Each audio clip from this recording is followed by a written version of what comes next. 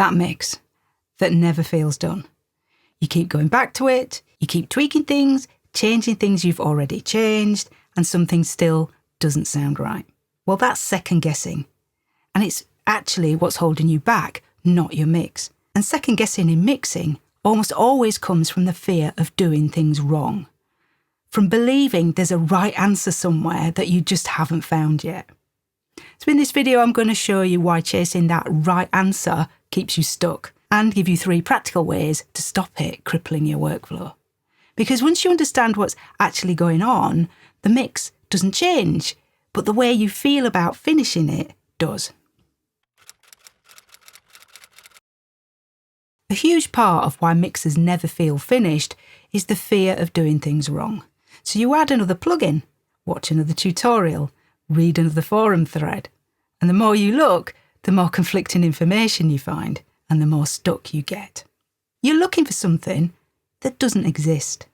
When I started this channel 6.5 years ago, I spent a lot of time researching the biggest problems people were struggling with in mixing. And what I wasn't expecting was what I found when I looked at how other experienced engineers were tackling those same problems. Some of their solutions matched mine closely, which was reassuring, but a lot of them didn't. They used different tools, different approaches, different workflows, and all of them perfectly valid. And that's when it really hit me. The same problem solved in completely different ways because the answer in mixing is almost never fixed. It depends entirely on the mix in front of you. And I hear this all the time from students too. I've been doing it wrong for years. Or, what's the right way to do it? And I understand why they ask, but the framing of the question is the problem. There's something about the word engineering that makes people think it's all fixed rules and correct answers. But audio engineering is also a creative endeavour, and that changes things significantly.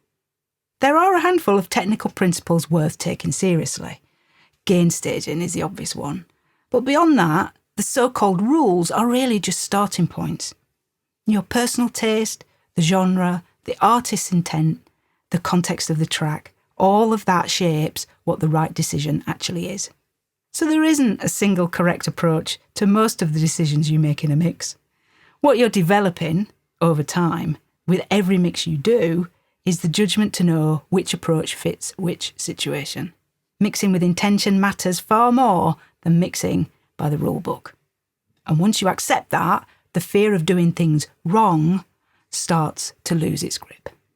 Which raises a question: if there's no right answer, does the second guessing ever actually stop? Well, I'm going to get honest with you about that. If you've taken any of my mixing masterclasses, you'll know I go back and revisit things. A lot of people assume that experienced engineers work with complete certainty and they make a decision, move on, and never look back. And if that's the bar you're measuring yourself against, it's no wonder you feel like you're falling short. I'll work on a guitar part, move on to something else, and then come back because something still isn't sitting right. You'll see me try something, not knowing if it's going to work, just to get moving, and then return to it later and try something different. And that's mixing. It's an iterative process. And as you move through the mix, the decisions you made earlier are constantly being reframed by everything you do afterwards.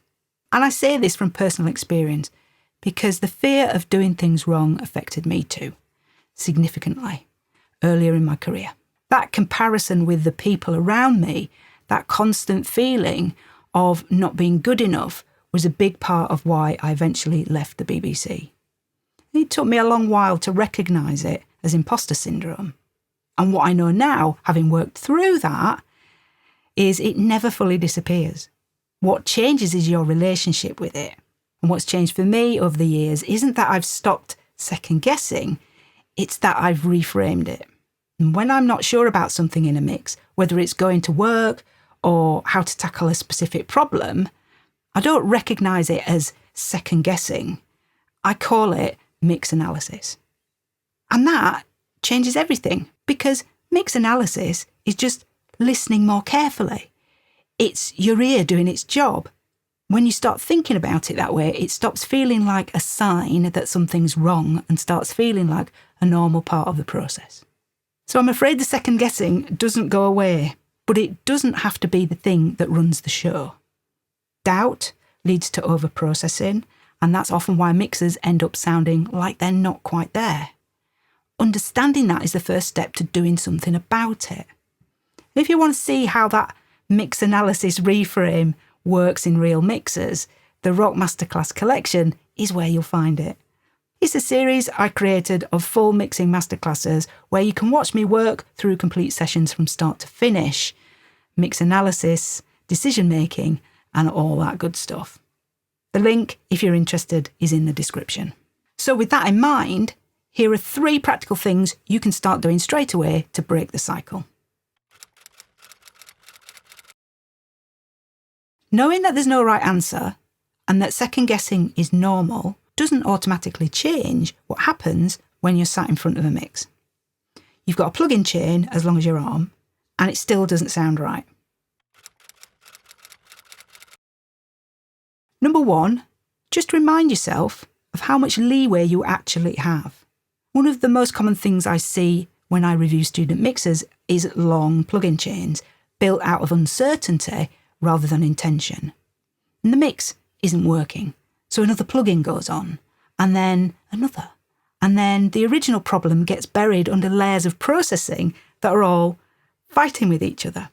And when that happens, go back to the raw track, bypass all your plugins, and listen to what you actually started with, in the context of the song. More often than not, it needs far less than you think. You have more leeway to make a mix work than you realise.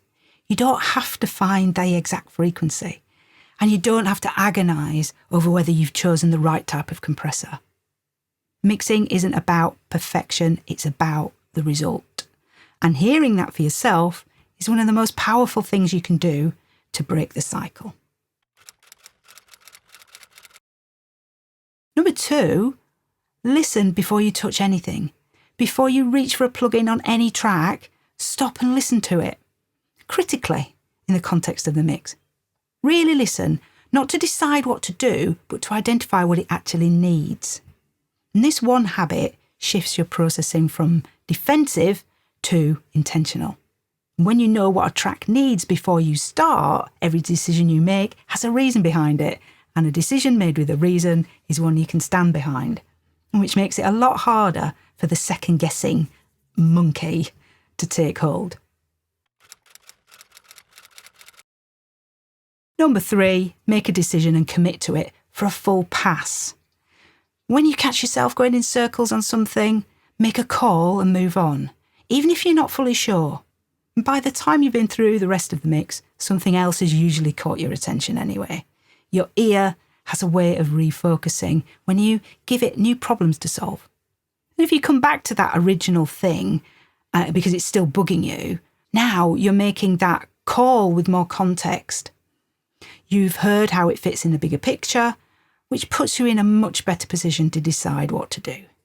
Second guessing is causing people to doubt themselves far more than they actually should, and I really wanted you to take something away from this video that helps with that. Mixing has always involved making your best call with the information you have in that moment, moving forward and trusting that you can revisit things when you need to. That's the process for everyone at every level. Once you accept that, something changes. The second guessing is still there, but when you reframe it as mix analysis, as your ear doing its job, it stops feeling like something to be afraid of. It becomes useful information instead. One of the tools I use for mix analysis is a reference track. And if you're not sure how to use one effectively, the next video covers exactly that. How to pick the right one, when to bring it into your session, and how to get you unstuck when you're not sure what your mix needs. That's all from me. Remember to like and subscribe, and I'll see you in the next video.